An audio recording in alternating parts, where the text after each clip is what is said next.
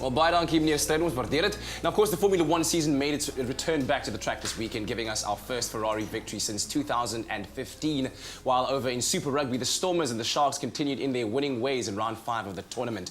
And we're going to give you our picks of the standout results of the weekend. I missed out on most of the sporting action, but this man, I know, had the button on play. Oh man, it zigged, it zagged.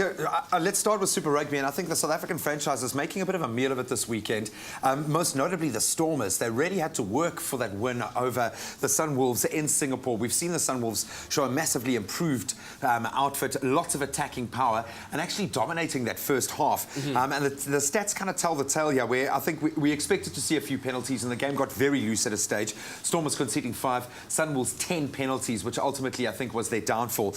But 16 turnovers conceded by the Stormers, and we know that Sia Khaleesi likes to police that space, so I think that's going to be where the majority of the work is. But in the second half, they really did throw their big forwards into it and started to dominate the final score there. A bit more flattering than I think it should have been, 44-31 to the Stormers, but a great performance from the Sunwolves. Then I think the South African derby that everyone was waiting for.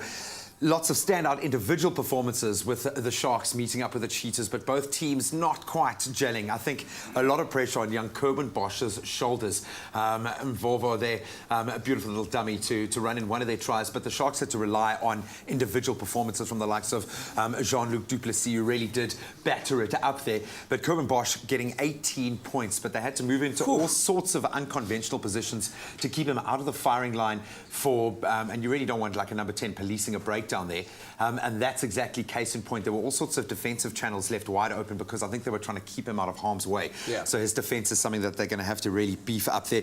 But just going through the results very quickly, the Kings, they lost to the Lions 1942, 38-14. The Bulls not showing up at all for their encounter with the Blues, but a must-win fixture for the Blues there. Brumbies losing out to the Highlanders, and of course the Crusaders looking mercurial as ever, 45-17 against the Western Force. Wow, stunning weekend of rugby. Formula One, let's get into it. Australian Grand Prix, the first of the year in the season.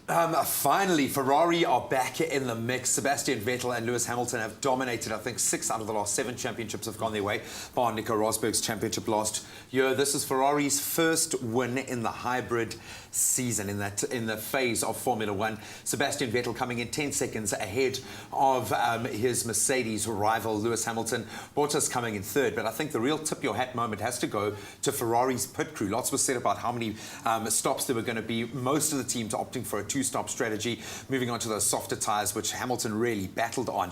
But if you could have seen how quick that Ferrari pit crew were and getting Vettel back out there on the race track, I think he really did have help from a brilliant team that looks to be a championship-winning team this year. I think Ferrari's taking an early claim, and we want to see that kind of rivalry, and you can check Hamilton got exactly what he asked for in all of the smack talk beforehand. Vettel was fastest. Oh, well, there you have it. The season just beginning, and of course all the action is heating up. We can't wait to see what the rest of it will deliver. Will Hamilton be able to climb to the #1 spot once more as he did a few years ago?